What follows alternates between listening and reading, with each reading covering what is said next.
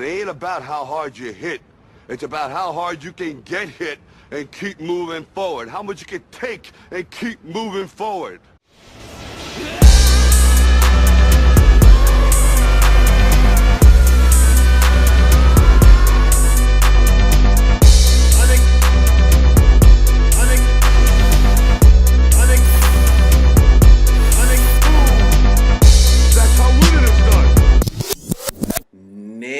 The beast, is your boy, got the sauce like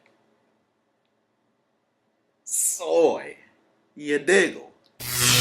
Today, we're going to be talking about 5 anime characters that I think are absolutely badass.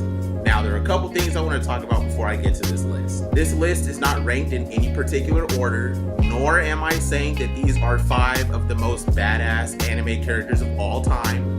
Some of them could be put in that category. We could argue that. But this is not a definitive list for me. These are just 5 characters that I think are just absolutely badass. Now, real quick, one of my previous videos that I uploaded about a month ago has been getting viewed and commented on and liked a lot. So I just wanted to appreciate everyone that commented and liked that video and is showing that video some love right now. There are a lot of new faces on my channel.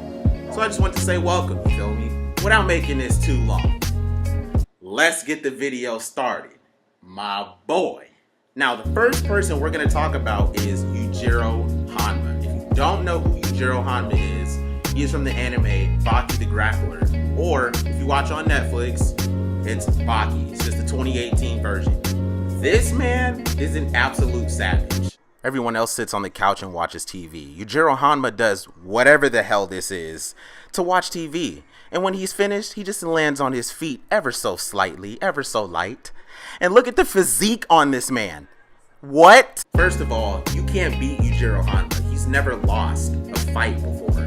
He doesn't really take damage, but you can't beat him. He's unbeatable. He's taken down armies single-handedly, barehanded. He's taken down a 1,400-pound polar bear, barehanded, defeated masters of karate. He knows hella different styles of karate. Like, the man is ridiculous, bruh. You put your cigarette out in the ashtray like the regular bench you are, not Yujiro Hanma. He does a front flip kick just to put his cigarette out. Just to put his cigarette out, like he's just showing off. And that's just the tip of the iceberg. Look at this man's back. Oh my god. Earthquake! Baki and his father Yujiro Hanma are about to fight, but an earthquake happens. This fool punches the ground and then says this. No interruptions. Did he just stop an earthquake with his fist? He did. This does absolutely nothing to Yujiro Hanma. Even being kicked, hit repeatedly while doing absolutely nothing has no effect on him. The durability is over 9,000. He then defeats Baki only with a couple hits, destroys moms with no difficulty whatsoever, and murks the support team consisting of soldiers, specialists, and other professional fighters of all different types of styles with no difficulty. And when I mean no difficulty, it doesn't matter who you are. Oh, heavyweight boxer, you want to box? No difficulty. Randeezy thinks he could beat the king? No difficulty. Get your hand broke. Kick this man in the nuts so high he died. Hey, yo. Oh, hell. Can we get a replay, bro? Please. Literally blasted this man to the ceiling with a kick to the nuts. So vicious, bro. And the look on this man's face, priceless. Number 4 is Kenshiro. Kenshiro is an absolute savage. I know you've all heard of the meme. Just from the meme, I'm sure you know who Kenshiro is. But he is a master of the style Hokuto Shinken. He's the strongest man in the 2,000 years of Hokuto. And he also knows the very OP technique, Musou Tensei. Musou Tensei allows Kenshiro to become impervious to damage. And he's also able to use the techniques of fallen comrades or rivals. He's already badass knowing where your hidden pressure points are, but the fact that he knows exactly when you're gonna die and he gives you a time limit to quote-unquote think about your sins is absolutely outrageous, and there's nothing you can do to stop it. You just have to accept your fate. The most badass thing that Kenshiro does, without a doubt, is tell you he already knows what's gonna happen, but it doesn't faze him at all. This is the face of someone who is completely unbothered, and this would have been my reaction. He's gonna close his hand like it doesn't hurt, punch through his fist until it explodes, give him a little twister, and punch him until he's dead. All while saying, he bursts out of his shirt when he gets really serious, and he has an infinite amount of shirts. No one knows how he has this many shirts or where his shirts come from, but that just makes him that much more badass. If you're fighting against Kenshiro, just know you're already dead. Number 3 is my favorite anime character of all time, Vegeta. Now, talking about Vegeta would honestly be redundant because I'm sure people have seen Dragon Ball, Dragon Ball Z, Dragon Ball Super, and a splash of GT if, that's what, gets your toes wet. I'm just going to show you guys a few clips from the Tournament of Power when Vegeta fought against Toppo and Jiren. And I'm gonna show you guys just what makes Vegeta so badass. And if you need any more explanation, come on, bruh. Oh, you have the attack potency of a god of destruction? Doesn't matter. We're just gonna pop out of that and then beat that ass. You have the power of destruction? Doesn't matter. I'm about to punch you and beat that ass. I'm about to fire these ki blasts at you and beat that ass. I'm about to punch you hella times while giving you a speech and beat that ass. This was the moment Vegeta fans were waiting for. And you never, and I mean never, provoke this man's pride. It don't even matter if you look like these. Look at this fool. No! And we don't give a damn about Ultra Instinct. Goku, Kakaroto, Kakarot can keep all that shit. Even Goku was impressed with this final flash. That should tell you something. Someone who fired a 20 times Kaioken Spirit Bomb. This wasn't something that Jiren could just blink away. He had to block that hoe. This is going to be the shortest badass explanation of the video simply because I'm sure people know Vegeta's accolades and feats and all that stuff. So, let's get to the next person. Pardon me?